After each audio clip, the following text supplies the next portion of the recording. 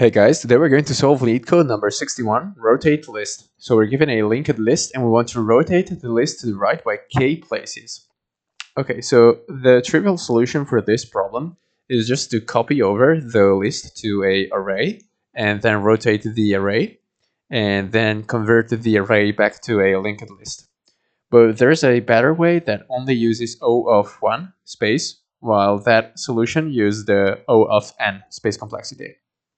So the way we're going to do this is we're going to make the list into a circle. So we're going to make it into a circular list, and then we're going to be able to rotate it. And instead of rotating it to the right, we are actually going to do an equivalent thing, which is the equivalent of rotating the list to the right by k places is rotating the list to the left by the length of the list minus k, right? So yeah, we have two steps to our solution. The first step is calculating the length of the list and then rotating to the left by length minus k places.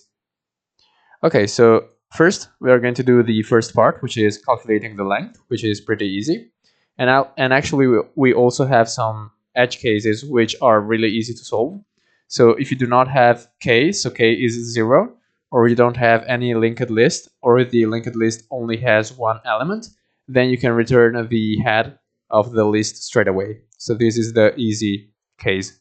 And now we only have cases left where k is greater than 0 and we have more than one element. Okay, so now we're going to calculate the length of our list. So we're going to start with a length of 1, which is our current head. And we're going to move forward with a cursor, which here I call tail, because this is going to go up to the tail of the linked list, meaning the last node. So if head is the first node, tail is the opposite, so it's the last node. And obviously right now it is equal to the head, but now we're going to use a while loop to make it traverse the linked list, and we're going to update the length. So we move forward while we still have a pointer that points to another node, so the next pointer is not null.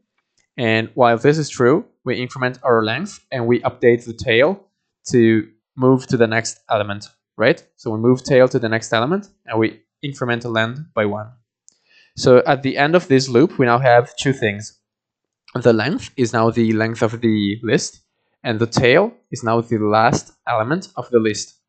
And so now comes the tricky part, the part that I was talking to you about before. So now we want to make this tail to point back to the start, so to the head, so that we have a circular list instead of a linear list, right? So yeah, we just do that. So we set the next pointer of the last element to point to the first element. And now we can basically move our tail wherever we want. And then at the end of our things that we're going to do with the tail, we can just undo this operation so that the linked list is now not circular anymore. So that we now have a linear list, just like the problem ones, right? So as you can see here, I'm undoing this operation.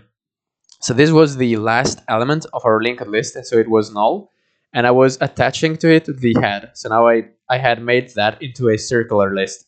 Now here we're going to do something in these lines.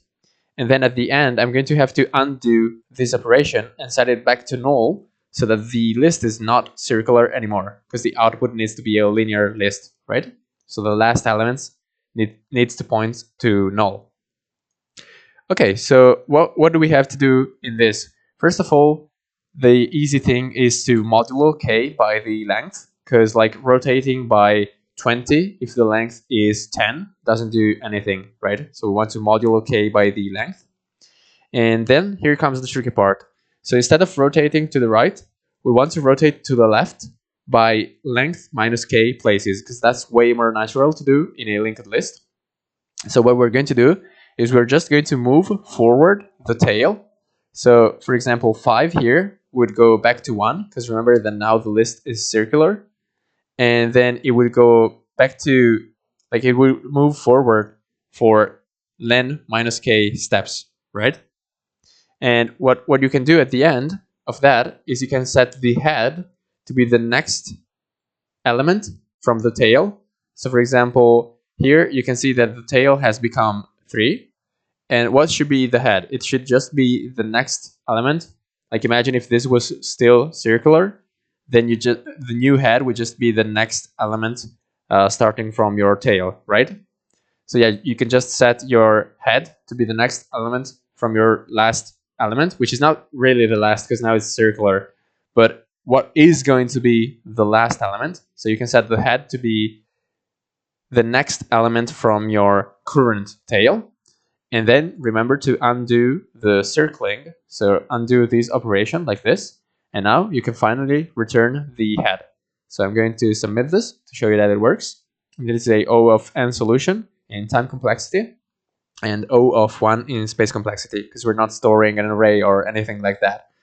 And so that's it from me today. Thank you for watching and bye.